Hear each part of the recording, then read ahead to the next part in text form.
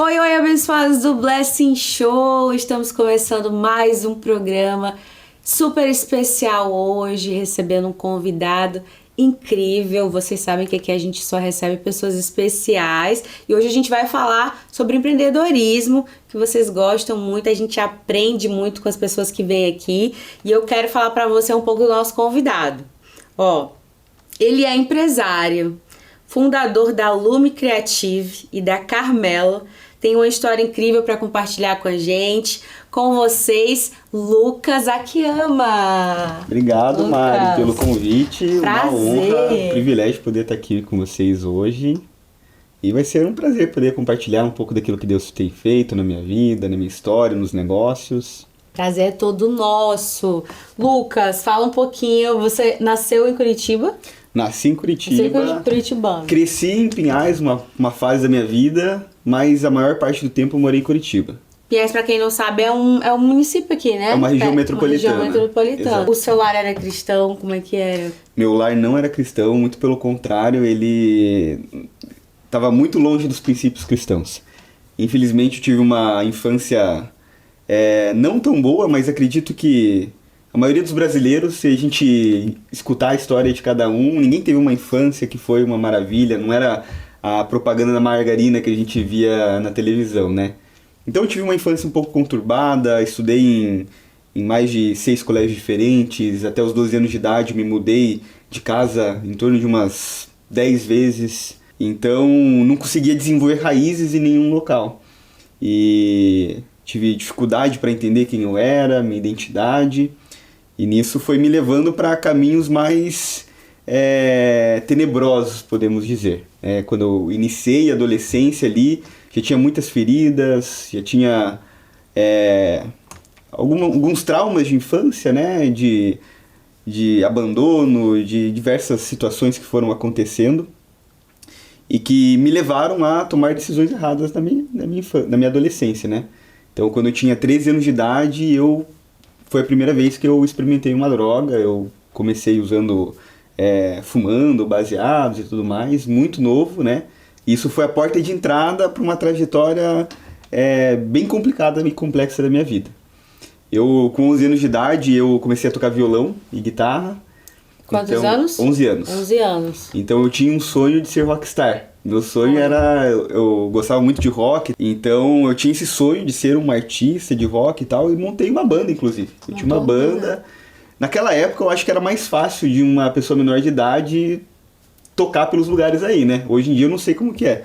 Mas eu tinha 14 anos, eu tinha uma banda de rock, e eu tocava em bares pelo Largo da Ordem, em vários lugares em Curitiba. Olha. E daí nisso foi me levando também para bebida, entre outras coisas. Então sempre tive esse sonho muito grande, assim, de dar certo, de fazer sucesso, né? Inclusive, aí começou também a minha, de certa forma, uma veia empreendedora, né? Meu pai, ele sempre empreendeu. Então eu cresci numa casa onde eu via meu pai trabalhando muito, buscando fazer o negócio dele dar certo. E eu acho que de certa forma isso acaba inspirando os filhos também. Então nessa época que eu tinha banda, eu decidi abrir uma marca de roupa. Então eu gostava muito de roupa e tal, abri uma marca de camiseta. Daí eu levava para os shows que aconteciam em Curitiba, montava um stand lá e vendia nesses shows. Olha. Tinha uns 15 anos de idade mais ou menos. Caramba. E deu super certo, assim, esgotava sempre, mas como eu era um adolescente inconsequente que estava entrando pro mundo das drogas, assim como deu certo o negócio, todo o dinheiro que eu ganhava eu gastava com festa e tudo mais, né? Até que daí eu falei, não, eu falei, não quero mais tocar em banda e tal, comecei a escutar música eletrônica e falei, eu quero virar DJ. E daí fiz um curso de DJ, comprei equipamento e comecei a tocar em algumas festas de música eletrônica.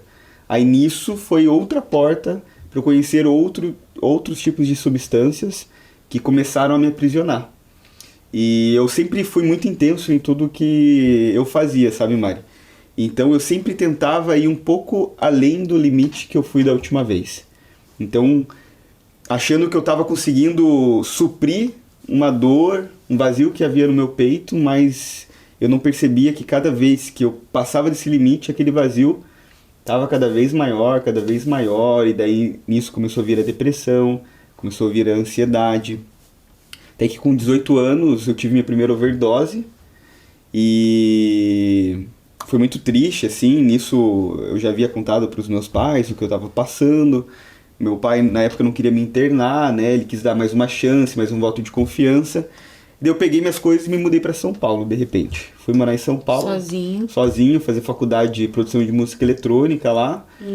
E em São Paulo, sozinho, longe de casa, com más influências, aí eu me afundei de vez. Aí foi, assim, os piores anos da minha vida. Até que... Você tinha quantos anos? Eu fui para São Paulo com 19 anos, mais ou menos, e morei lá até 21 anos de idade. Eu completei 21 anos de idade em 2018. E eu faço aniversário em fevereiro. E daí eu lembro que eu vim para Curitiba para passar meu aniversário junto com a minha mãe. E alguma coisa... E nisso meu pai já tinha se convertido. Meu pai já era crente, já estava aqui na PIB, já fazia, acho que uns 6 anos pelo menos. E eu voltei para Curitiba para passar meu aniversário com a minha mãe. E alguma coisa estava me impedindo de voltar para São Paulo. Eu tava com um sentimento, assim, com algo assim, tipo, não volta, não volta, não volta. Eu lembro que eu liguei pro meu pai me ajudava com os cursos da faculdade na época, e falei, pai, eu vou trancar a faculdade, não consigo mais, eu não vou voltar, vou ficar aqui. Ele não entendeu direito, né, mas aceitou, e daí naquele ano, em 2018, eu fiquei morando com a minha mãe. E foi um dos anos mais difíceis da minha vida, porque eu estava com muita depressão, totalmente dependente dos vícios. Fazia pelo menos 3 anos que eu não tinha um dia que eu estava são. Todos os dias eu usava alguma coisa. E fui me afundando. Eu sou baixinho, né? Tenho 1,60 m de altura. Hoje eu peso 62 quilos. Na época eu estava pesando em torno de 47 quilos. Meu Deus. Então eu realmente estava... Sempre quando eu penso no meu testemunho, me lembra muito...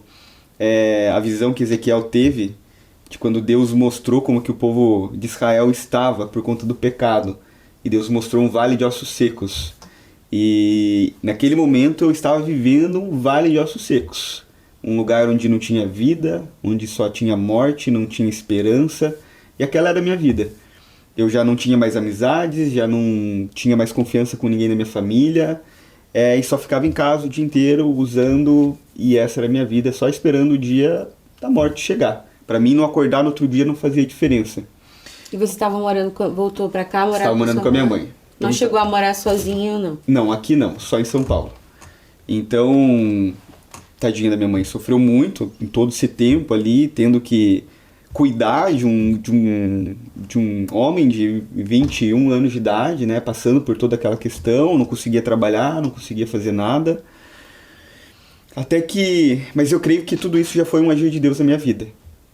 Meu pai, na época, ele fazia parte de uma célula, onde nessa célula havia um casal de membros, que era o Markson e a Cláudia, que são os donos da Cargolift, e na época eles tinham uma instituição, que era o Ceifar, que era uma comunidade terapêutica.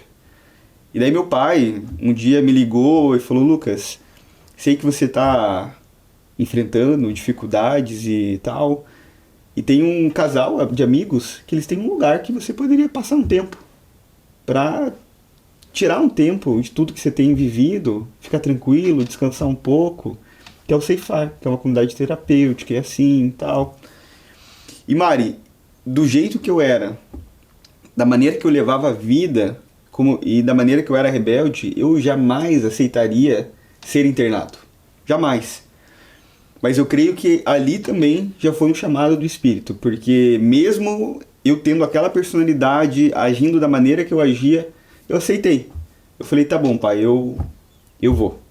Eu entrei dia 6 de setembro de 2018 no Ceifar. Aí dia 12 de setembro de 2018 eu já estava 6 dias lá. E como eu já falei pra você, fazia pelo menos uns 3 anos que eu não ficava sem usar drogas pelo menos por um dia. E foram 6 dias tendo que encarar a realidade. A realidade que eu tanto fugia. Tendo que me olhar no espelho e enxergar a mim mesmo. E foi muito doído, foi muito difícil mesmo, assim. Eu não estava aguentando mais. Tava tomando remédio para controlar a ansiedade, para controlar a abstinência, remédio para me ajudar a dormir também, porque eu não conseguia dormir sem usar drogas. Mas mesmo assim, não estava conseguindo ficar lá. Aí dia 12 de setembro, 6 dias depois, eu cheguei na sala do coordenador do Ceifar na época, que era o pastor Claudião, e falei, pastor, não consigo mais. Não tô conseguindo, quero ir embora, quero desistir. Liga pro meu pai, pede pra ele vir me buscar.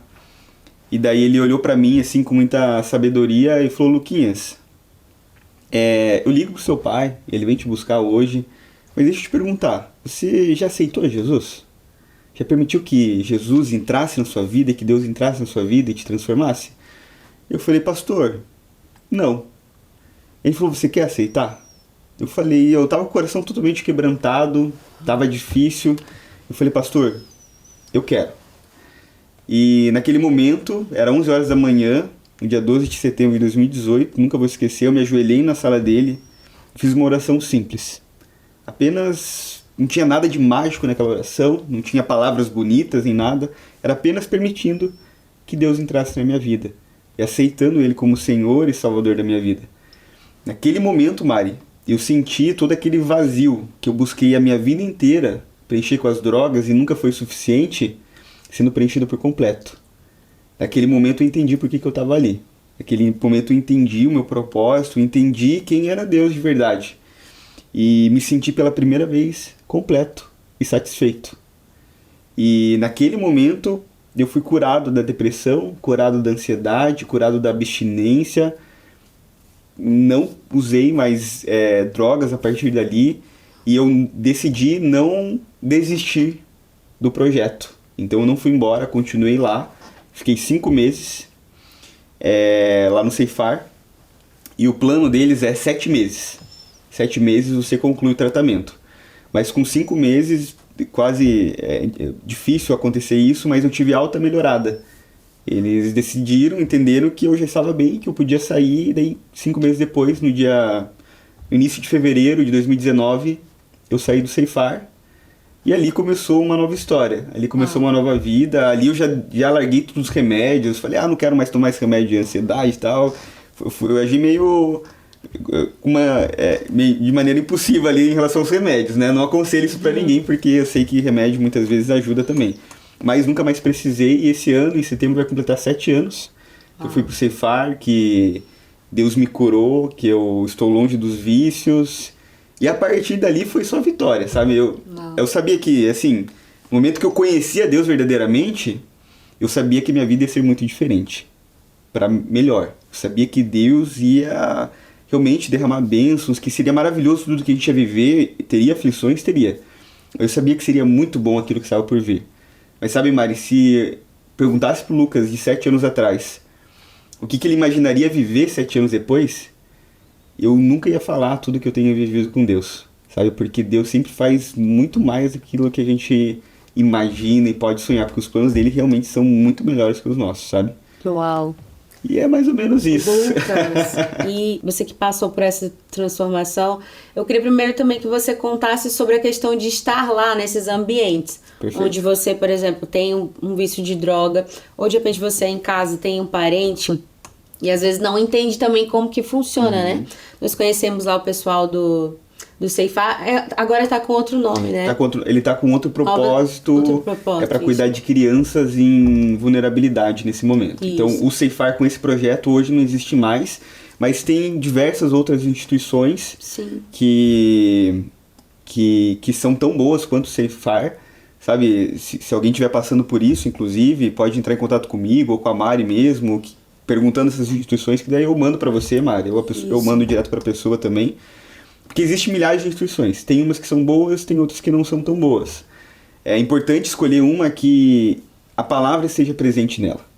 Porque isso foi fundamental para mim. Eu estava cercado de Deus lá.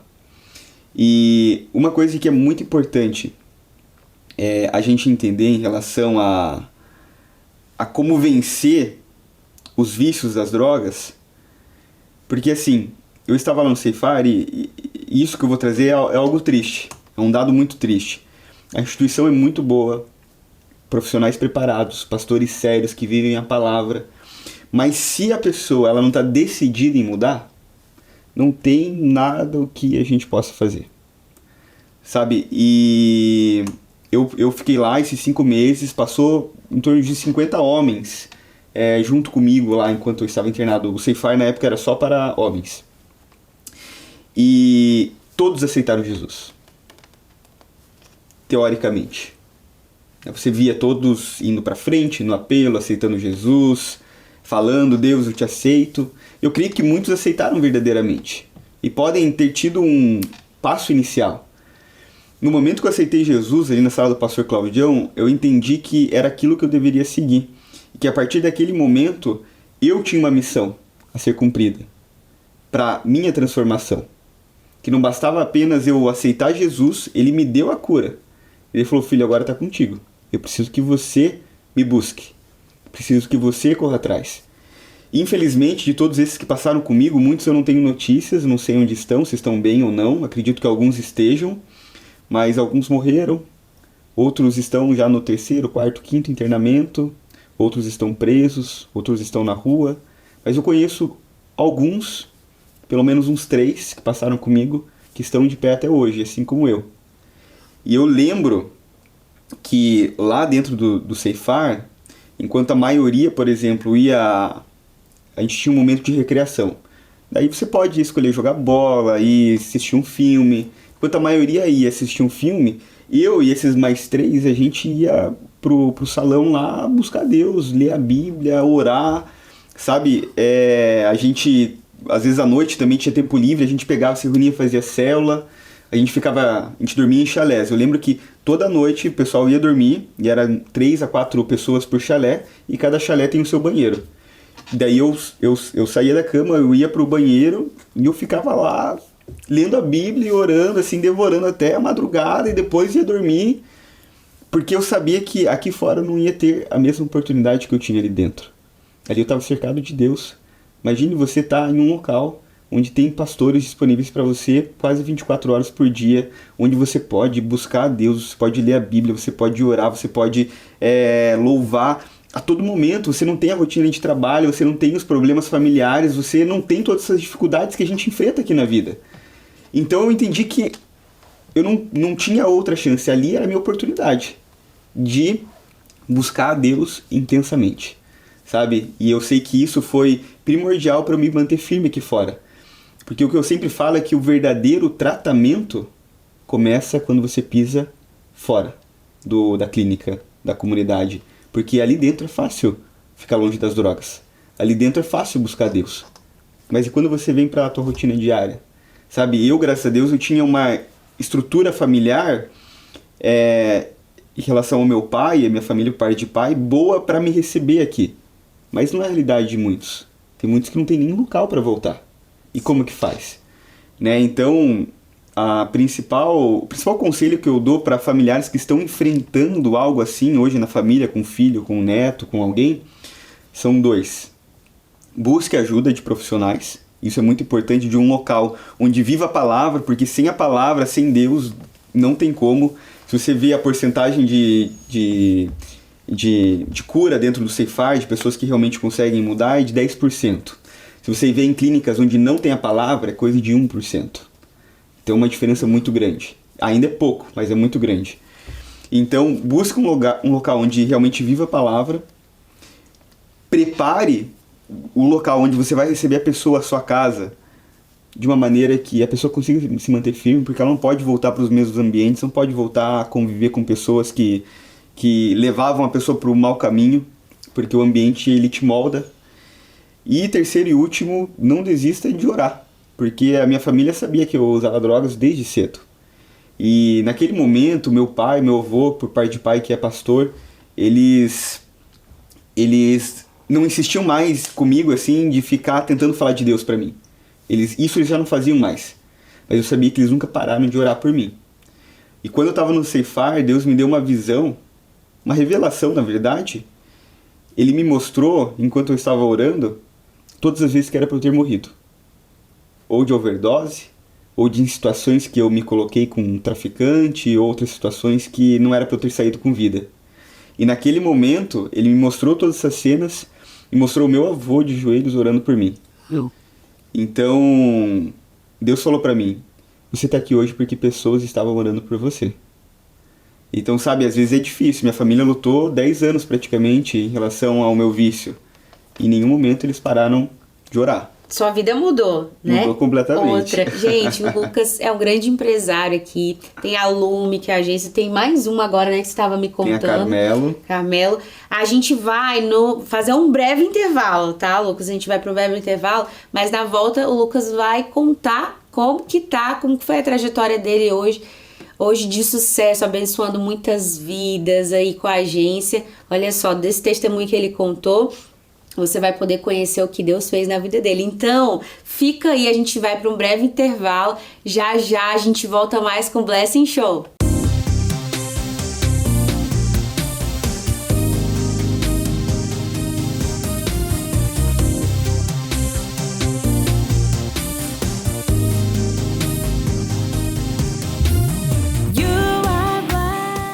Estamos de volta com o Blessing Show, seu talk show cristão aqui na Rede Super, falando sobre empreendedorismo, negócios, arte, fé.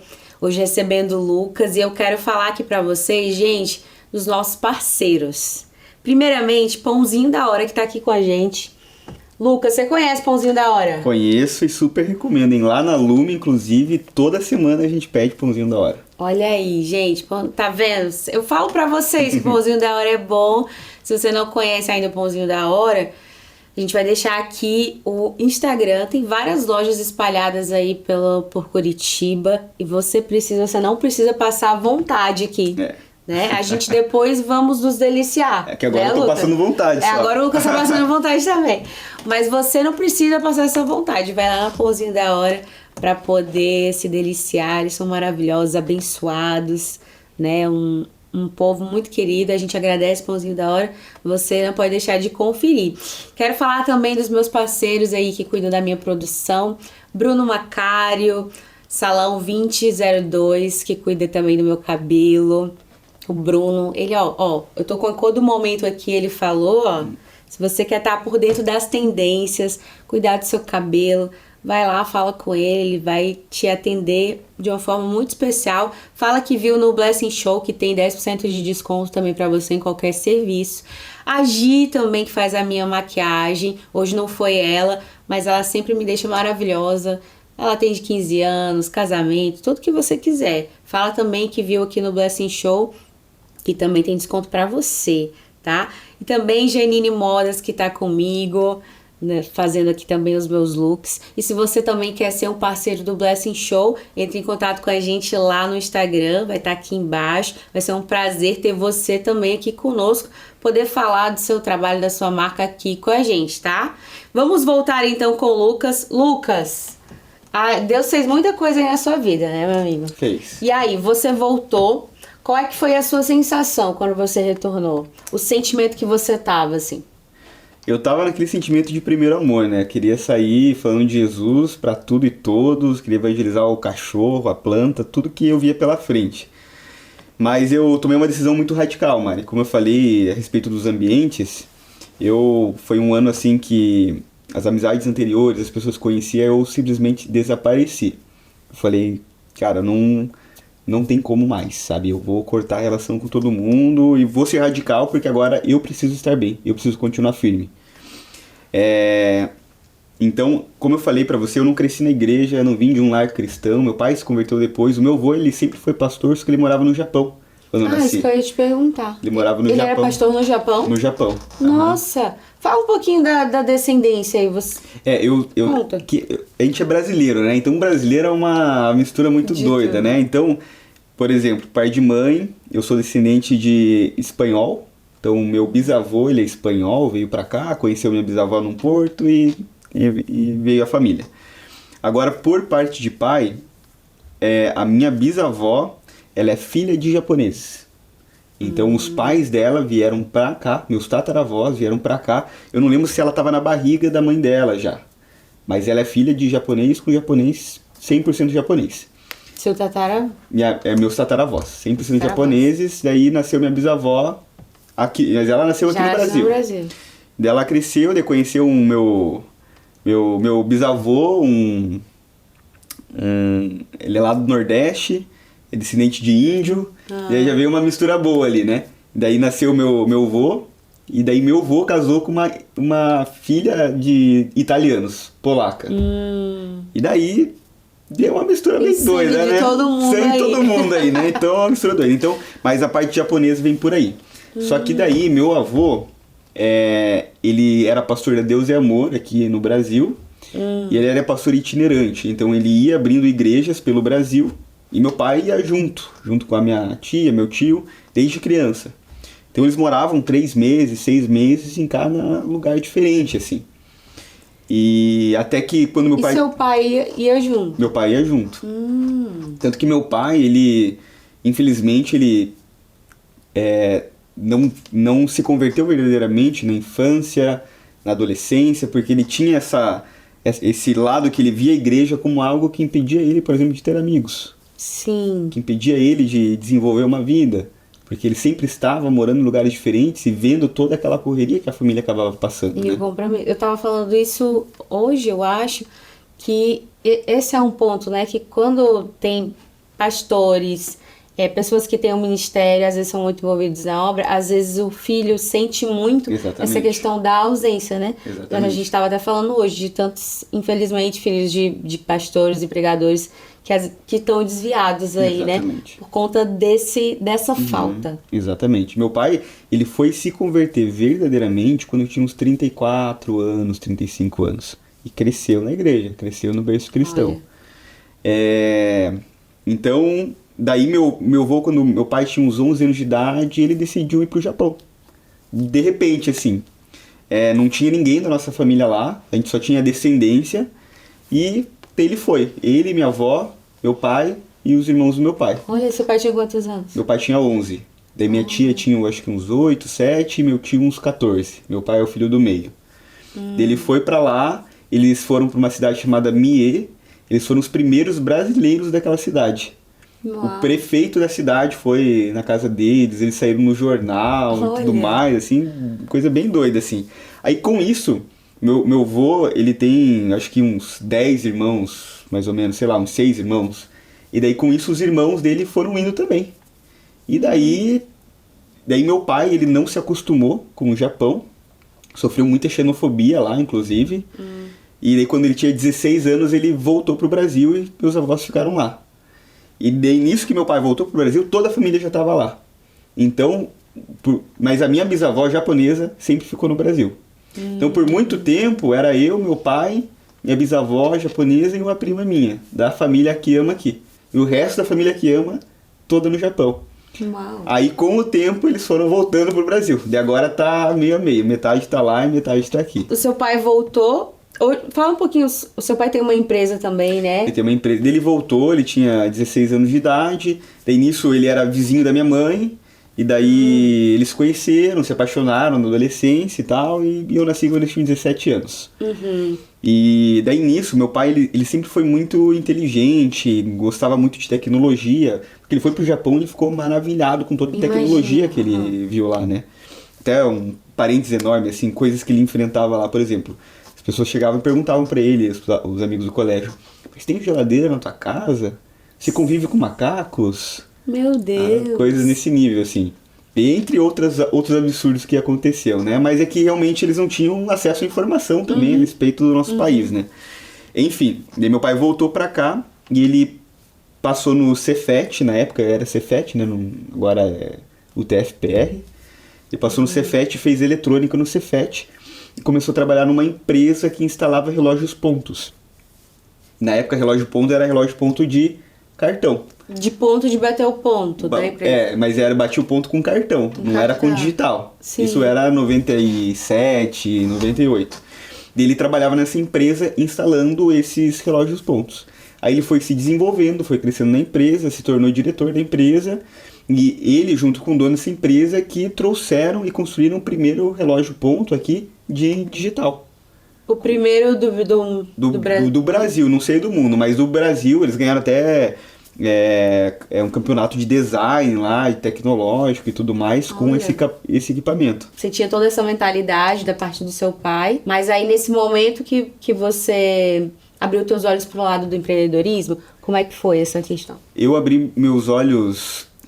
Eu costumo falar, a gente escuta testemunho aí de grandes empreendedores que os caras saíam vendendo quando era criança, picolé e não sei o que, vendia não sei o que no colégio.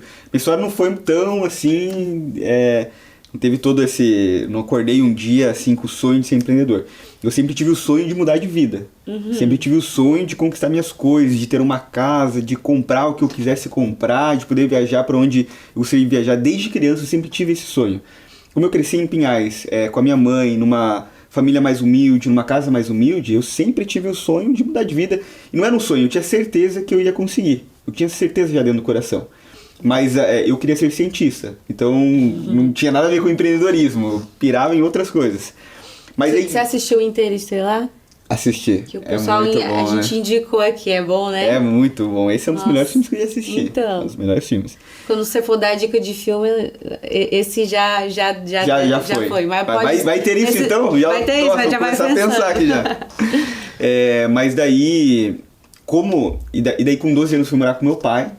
E meu pai, ele sempre foi meu herói, assim. Eu sempre via o meu pai como referência. Meu pai ele sempre foi um ótimo pai. Ele trabalhou muito na minha infância. Ele foi um pouco ausente devido ao trabalho. Mas ele sempre foi um ótimo pai. Sempre me ensinou. Por mais que ele não estava na igreja, ele sempre esteve alinhado com os princípios cristãos. Então ele sempre me ensinou grandes princípios. Sempre me motivou a conquistar os meus sonhos. Tanto que ele nunca falou, Lucas, eu quero que você assuma que amo, você tem que seguir meus passos. Ele falou, você vai fazer o que você quiser fazer e eu vou te apoiar nisso. Uau. Mas eu sempre vi ele empreendendo, construindo os negócios dele, então meio que você é meio influenciado para isso também. Então meu primeiro... Na época de banda, eu era, de certa forma, o líder da banda, eu que organizava tudo, a questão da banda, ia atrás de casa de show para conseguir tocar em show. Às vezes tinha show que eu pagava pra tocar. Como é que eu pagava? Eles me davam 100 ingressos e falavam, ó, vende 100 ingressos. Se você vendeu 100 ingressos, você vai tocar. Daí corria atrás para vender esses 100 ingressos. Então eu sempre estava orquestrando alguma coisa para fazerem algum negócio dar certo. Depois abri a marca de roupa. Daí foi meu primeiro contato com empreendedorismo mesmo, que deu certo, mas ao mesmo tempo deu errado, porque eu fui inconsequente. Aí depois quando eu fui pra música eletrônica, comecei a produzir eventos de música eletrônica, festas, baladas e tudo mais, que também exigia um certo nível de empreendedorismo, mas também um certo nível de comunicação e marketing, que daí foi o meu primeiro contato com marketing. Um outro ponto, quando eu tinha uns 15 anos, que eu tocava nessas festas nessas casas de show, de rock e tudo mais, outra forma que eu conseguia pra tocar era fazendo o design da divulgação. Então eu baixava o Photoshop, olhava no YouTube como que usava e criava o flyer deles lá e mandava, toma o flyer, posso tocar? Pode. E daí eu tocava. Então comecei a me desenvolver nisso, a gravar vídeo. Então na minha adolescência, nessa fase da música, acabou me levando para a expertise também do design, do audiovisual, do marketing, das mídias sociais, na marca de roupa também. Então eu sempre tive aptidão nessa área. Daí beleza, daí me afundei, toda aquela história que eu contei pra vocês, e daí me converti e vim e comecei a trilhar uma nova história. E daí eu cheguei e pensei, tá, agora o que eu faço? Porque eu não vou voltar a ser DJ, não vou voltar a produzir evento de música eletrônica, de rock, nem nada. Não tem como, eu vou... E assim, se você parar pra pensar, eu comecei na música com 11 anos de idade, e me internei com 21 anos de idade. Conheci Jesus com 21. Então, praticamente metade da minha vida, eu me dediquei àquilo. E quando eu conheci Jesus, Mari, foi muito fácil deixar tudo para trás. Eu não pensei duas vezes, falei, Deus, glória a Deus, eu não quero mais isso. Então, tudo aquilo que eu construí durante 10 anos, eu não quero mais. Porque viver com você é muito melhor, e o que você tem é muito melhor. Mas aí eu cheguei pro meu pai e falei, pai, eu não sei o que fazer... me dá uma oportunidade aí na tua empresa, me coloca no cargo mais baixo que tiver, eu quero trabalhar, eu quero fazer alguma coisa com a minha mente. Ele me colocou lá como assistente de vendas. Na época eu ganhava um salário bruto ali de R$ 1.200, mais alguns benefícios, tinha 22 anos, pronto para começar uma nova história. Mas eu lembro que eu chegava às 7h30 da manhã lá, e saía às 6 horas e era sempre um negócio assim pra mim muito pesado no sentido assim, o que eu tô fazendo aqui? O que eu tô fazendo aqui? É isso aqui que é pra mim mesmo, é isso aqui que Deus tem pra mim. Eu ficava lá tentando vender e tal, e eu não fazia muito sentido pra mim. E na mesma época, a menina do marketing da empresa dele estava saindo. Ela saiu e não contrataram ninguém. Aí eu falei, Lucas, você sabe mexer na câmera, né? Eu falei, sei, então faz umas fotos pra gente ainda. Eu fiz as fotos. Sabe gravar vídeo, né? Sei, sabe mexer no Photoshop. Daí aos poucos eu fui assumindo a área do marketing ali. E quando eu vi, eu já não estava mais consciente de vendas e estava cuidando do marketing. Daí foi assim nos próximos anos.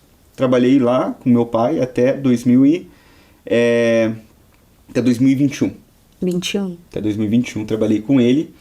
Aí no início de 2021, meu pai me mandou um evento que se chama Light Up Movement. Light Up Movement, do Danilo Brizola. Inclusive é uma pessoa que você tem que trazer aqui, o Danilo. Com certeza. Depois eu vou te passar o contato. O que é o Light Up Movement? O Light Up é como se fosse um hackathon, onde você traz ideias de startups com foco no reino de Deus. Aí você passa o final de semana inteiro desenvolvendo essa startup.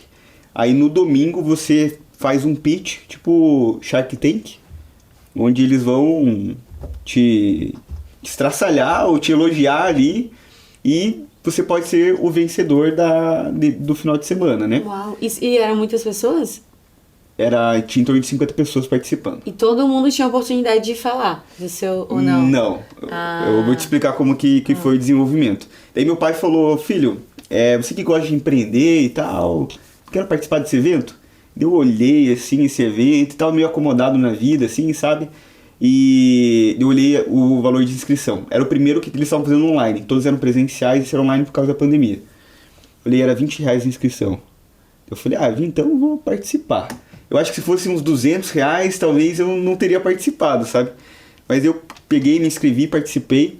Daí eu lembro que na sexta-feira tava tendo palestra online lá, tava o CEO do C12 palestrando, tinha umas pessoas muito importantes. Eu lembro que eu tava dando muita bola, tava no monitor aqui, a palestra, e eu aqui fazendo outra coisa. Mas é ligado ao C12 esse momento? Não, ele só trouxe palestrantes de fora ali pra motivar o pessoal.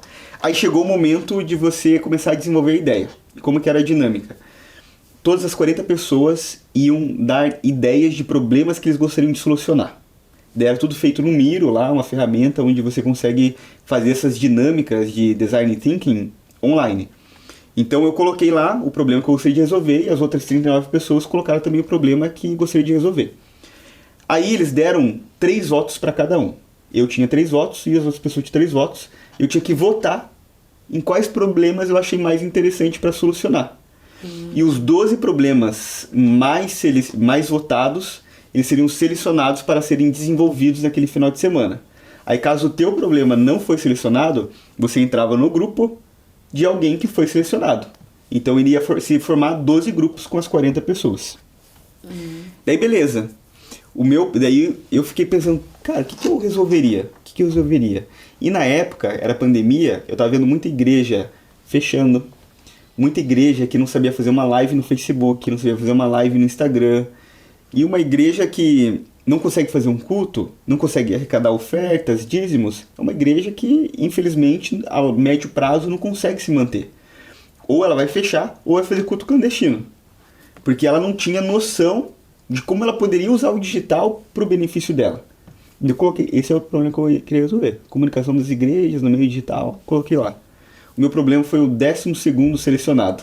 Olha. Daí eu falei, meu Deus, agora eu vou ter que desenvolver esse negócio, né? Agora eu tenho que trabalhar. Daí beleza, no outro dia, sábado de manhã, as pessoas que não tiveram problema selecionado, cada uma ia entrando nos grupos que gostaria de participar. E era no Discord, cada um tinha o seu grupo lá, e eu fiquei esperando as pessoas entrarem no meu. Eu tava olhando os outros grupos lá, todo mundo entrando, ideias muito loucas, geniais, tal, todo mundo entrando. Ninguém entrou no meu. Eu tive que desenvolver sozinho o final de semana inteiro. Ninguém entrou? Ninguém entrou. Meu Deus! Daí, na época, a minha noiva, hoje a minha esposa, tava comigo lá e eu me formei em negócios. Depois disso, depois que eu saí do Ceifar, entrei na faculdade de negócios, me formei em negócios. E minha esposa, ela é do marketing, ela se formou em publicidade. Ah, é? Eu Se conheceram aonde?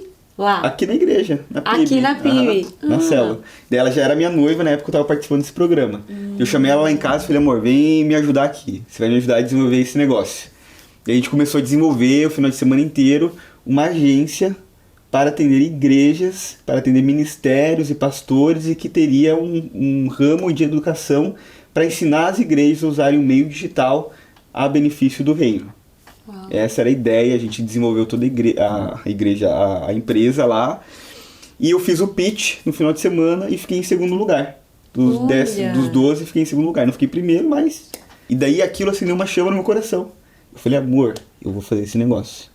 Eu vou fazer dar certo. Daí nisso eu entrei numa aceleradora de startups, que é a Bluefields, e passei 6 meses lá desenvolvendo o que hoje é a Lume. Aí em setembro de 2021, uns meses depois, eu abri a Lume oficialmente, atendendo o projeto Imagine, que é nosso primeiro cliente, é nosso cliente até hoje, da CIL. Mulher Virtude e Fé, da Mirtz, e também o Turma de Primeira. Foram nossos primeiros clientes. E daí... 2021. Aí em janeiro de 2022, daí início eu trabalhando na Lume e trabalhando pro meu pai. Daí, você estava no marketing lá ainda. Tava no marketing lá ainda. Aí em 2022 eu falei, pai, eu vou pedir a conta. Eu vou focar aqui na Lume e tal. Ele foi tranquilo, saí da Kiama. E daí esse ano a gente vai completar 4 anos de empresa já. Uau! A nossa sede fica lá na Água Verde. Hoje temos em torno de 40 clientes, 20 pessoas no time. E Deus tem nos abençoado bastante aí. Tem sido um tempo muito especial. Ó, gente, na volta do intervalo, o Lucas vai contar mais sobre a Lume. E também a gente vai fazer aqui um bate-bola. O Lucas vai dar umas dicas aí de filme, de livro. Já vai pensando aí, Lucas. Eita. Fica aí que a gente volta já já com mais Blessing Show.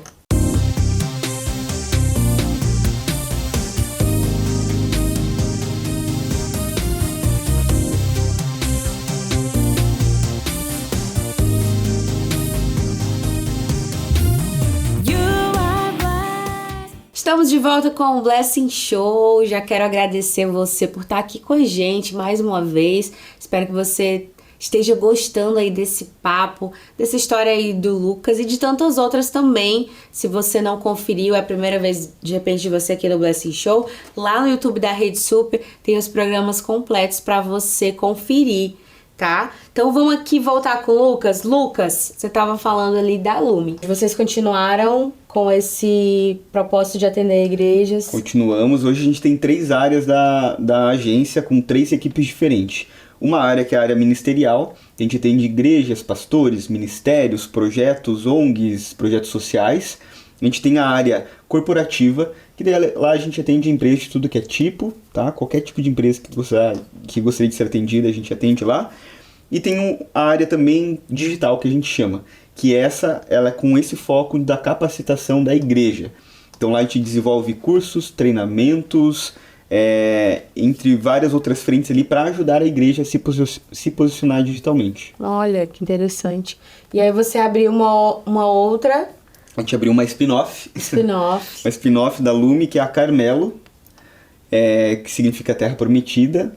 Muito legal. E que era um nome que eu gostei também, que eu anotei no meu bloquinho de notas. Tava lá. Daí quando eu falei, vou abrir uma empresa e tal, eu peguei a Carmelo, né? Então a Lume dá direção para algum lugar e Carmelo é a Terra Prometida, né? Então tem uma conexão ali. Mas a Carmelo é uma produtora audiovisual. Então a Lume já fazia isso, então a gente está tirando essa área da Lume para Carmelo, por isso que é uma spin-off, ela nasce da Lume. Se você olha a identidade da Carmelo, ela é conectada com a identidade da Lume. No perfil da Carmelo tá lá, Carmelo by Lume, inclusive. Lá o nosso foco é na produção de videoclipes, na produção de propagandas para televisão, para internet, na cobertura de eventos, tudo numa qualidade cinematográfica. Uau. Então a gente tirou essa vertente da Lume. A Lume é focada em atendimento de produção de conteúdo, marketing digital, tráfego pago, posicionamento, e a Carmelo produção audiovisual. Uau, é importante, porque realmente são várias áreas, né, do marketing. Aí quando o cliente vai, ele já tem um direcionamento, consegue ter essa visão mais... Eu acho que é até também dessa questão da autoridade, né, Lucas? De você ser um especialista ali. Essa até é uma dúvida que é legal você responder. Por exemplo, tem pessoas que gostam muito dessa área do marketing, né? Você acha que tem que ter essa separação? Eu gosto muito de tudo. Eu foco numa área só, o que você indica? Começa por essa área, começa aqui, ou no início você pode atender tudo, de repente? Assim, quando você se coloca numa posição mais generalista e começa a atender de tudo um pouco, você começa a se desenvolver, a entender todo o contexto. Por exemplo, se você vê um diretor de cinema, ele não opera a câmera, ele não escreve o roteiro, ele não atua, mas ele sabe operar uma câmera, ele sabe escrever um roteiro, ele sabe atuar, ele sabe de tudo um pouco. Por isso ele tem a capacidade de fazer a direção de um filme. Se ele não soubesse, não teria como. Então você saber um pouco de cada coisa te dá capacidade futuramente você liderar um time, gerenciar um time, ter uma empresa desse segmento. Isso é um ponto. Então eu acho que é interessante, você que está começando na área, faz de tudo um pouco. Eu lembro que uma vez um advogado me deu um conselho que mudou a minha percepção em relação aos negócios. Ele falou: Lucas, não espere ter o produto para vender ele. Então, na Lume eu vendia tudo. Eu fazia tudo? Não. Eu fazia site? Não fazia, mas eu vendia. E daí, se a pessoa comprasse, aí eu dava um jeito de entregar, aprendia, contratava alguém, e assim que a gente foi crescendo, se desenvolvendo, vendendo aquilo que a gente não tinha. E daí, a gente correu atrás para ter. E daí a gente começou a gerar portfólio e tudo mais. Então, você que está começando, às vezes você não é especialista em alguma coisa, mas venda. Foque em vender. E depois você corre atrás ali para desenvolver, entregar. Talvez as suas primeiras entregas não sejam as melhores do mundo. A gente teve primeiras entregas que não foram tão boas, mas ali é um caminho onde você vai aprendendo. Porém, entretanto, hoje existem milhares de agências de marketing. Por exemplo, quero abrir uma agência. Se você encontrar um nicho, teu potencial de se desenvolver e se diferenciar no mercado é muito grande. Por exemplo, o meu nicho é médico, vou atender só doutores. É um nicho. Sim. O nicho da Lume, por mais que a gente tenha um squad corporativo que atende todo tipo de empresa, mas o grande core business da Lume é igrejas, ministérios e pastores. Então, encontrar um nicho, um local para você transitar, é melhor do que você tentar atirar para todos os lados e não conseguir ser muito efetivo. Que incrível! Lucas, agora a gente vai para um bate-bola, tá? Eita. Bate-bola, jogo rápido. O problema é que esse bate-bola, jogo rápido nunca é jogo rápido, porque a gente quer saber mais. Mas vamos assim, fala pra gente aqui um filme que marcou sua vida que você indicaria. Ai. Senhor dos Anéis. Senhor dos Anéis? Eu gosto muito. Eu nunca assisti. É muito bom filme. Sabia que o dono o criador é cristão? É. Ele é cristão, ele é amigo do C.S. Lewis, criador do Nárnia. Então, ele não tem o evangelho tão escancarado como o Nárnia, porque o Nárnia é o evangelho puro, né? Mas o Senhor dos Anéis tem muitas referências bíblicas também. Veio um convidado que ele falou justamente isso. Ele não falou que era cristão, mas ele falou uma parte sobre... Eu já tô sabendo o filme sem nem assistir. Ele carregava alguma coisa e ele não conseguia carregar. Um anel, uma joia né? preciosa. E aí ele falou que eu não posso carregar a joia, mas eu posso carregar você. Né? Tipo isso. Mesmo. Nossa. Vamos lá, gente. Vamos assistir, porque no próximo programa a gente já vai estar sabendo. Quem não assistiu, porque aqui geralmente se repete. E a gente tem que estar por dentro. Um livro, Lucas. Um só? Um só. Ai. Sim, a Bíblia já é certa. Louco Amor, do Francis Chan. Louco Amor? Isso. É muito bom. Esse, ele te dá uma perspectiva do verdadeiro amor de Deus em relação a gente e ao seu povo, sabe? Uau. Então é um livro que marcou profundamente a minha vida na caminhada cristã.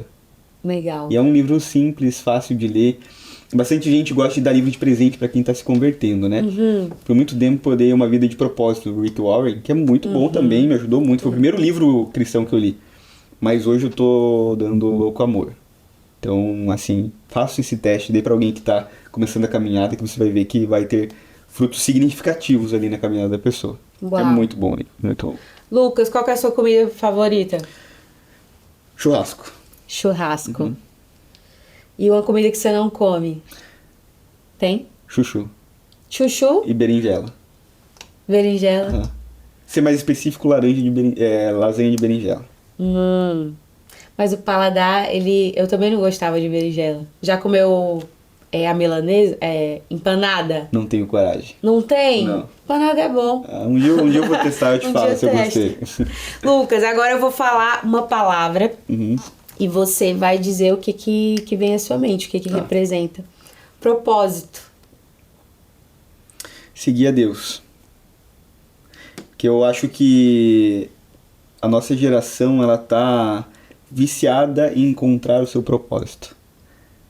Sendo que quando a gente começa a ficar viciado em encontrar o nosso propósito, a gente começa a viver um eucentrismo e não um cristocentrismo. Nosso propósito está claro e está na palavra. É viver e buscar a Ele, pregar o Evangelho a todas as nações e fazer discípulos. É isso. Esse é o nosso propósito. Então, a gente não deve... Eu vejo muitos adolescentes, jovens que a gente acompanha, eles estão assim, o que eu faço? Deus, qual que é o meu propósito? Qual é o meu propósito? O propósito está ali. O resto, ele vai fazendo, ele vai construindo. Sabe? Então, quando vem a palavra propósito para mim, é seguir a Deus. Simples assim. É isso. Dinheiro. É sabedoria. Porque dinheiro, ele... Sabe, eu creio que Deus, ele quer que nós sejamos pessoas prósperas. Obviamente, tem pessoas que estão em missões e que vivem momentos de miséria e que estão dentro do propósito de Deus ele também. Mas a gente precisa tomar muito cuidado para o dinheiro não tomar controle da nossa vida. Não é à toa que a gente olha na Bíblia, a palavra dinheiro é citado mais vezes, não só dinheiro, mas moeda de troca e tudo mais vezes que pecado. Que é a palavra pecado. E a única coisa que Jesus fala na Bíblia que disputa o senhorio dele é o dinheiro. Mais nada. Ele não fala que é Satanás que disputa o senhorio dele. Ele fala que é Mamon, o deus do dinheiro. Então a gente tem que tomar muito cuidado e quanto mais é dado a você, mais você é cobrado. Então eu tenho certeza que se Deus está derramando bênçãos na sua vida é porque ele tem um propósito para isso e o propósito não é relacionado a você, é relacionado a ele. Né? Então a gente tem que ter muita sabedoria. Um sonho. Ver minha mãe seguindo a Jesus. Uau. Manda de novo um beijo pra sua mãe. Beijo, mãe. Te amo. Eu sei que você vai vir ainda, mãe. Eu sei disso. Ela sabe também. Aproveita e deixa uma palavra aí pros nossos telespectadores daquilo que Deus tem falado ao seu coração. Olhando lá, aquela câmera. Perfeito. Gente, a palavra que eu deixo pra vocês é pra não desistirem. Não desistirem dos seus sonhos, não desistirem do seu casamento, não desistirem dos seus filhos, dos seus pais, não desistirem dos objetivos de vida que você tem, sabe? Porque eu, em um certo momento, eu pensei em desistir. Pensei em desistir de tudo, mas pessoas da minha família não desistiram de mim, e principalmente Deus não desistiu de mim, assim como Ele não desistiu de vocês também. E eu tenho certeza que Ele tem grandes coisas ainda para realizar na vida de vocês e através da vida de vocês. Mas para isso, vocês não podem desistir. Eu costumo falar que o antônimo de sucesso não é fracasso, porque todo mundo que tem sucesso, fracassa. Na trajetória do sucesso, você vai cair, você vai fracassar. O verdadeiro antônimo de sucesso é a desistência. Porque aquele que desiste, ele não tem oportunidade de experimentar o sucesso e as conquistas, porque ele já deixou de lado. Então, não desista. É isso, não desista. A vitória já chegou. Lucas, muito obrigada de novo. Obrigado, Mari. Um prazer ouvir a sua história, que com certeza nesse momento inspirou as pessoas que estão nos assistindo. E é só o começo, né, Lucas? Tem muita ainda vida aí e muitos testemunhos para você ouvir, né, através da sua vida. Que Deus abençoe você, o seu ministério, Amém. A empresa. E acompanhe aí o Lucas, vamos deixar de novo aqui o Instagram dele, da Lume, dos outros projetos. Camelo. Quem quiser também, Lucas, eu gosto muito como é de empreendedorismo. Quem quiser também, acredito que possa entender mais sobre essa área, de repente, às vezes tá até junto, né? De repente pode entrar em contato lá comigo. Com você. Conta comigo. Para poder, imagina, ter o Lucas aí como seu mentor, tá caminhando junto, é importante. Gente, nós agradecemos muito a sua audiência aqui na Rede Super. Espero que você tenha gostado. E nós nos vemos no próximo programa. Deus abençoe a sua vida. Tchau!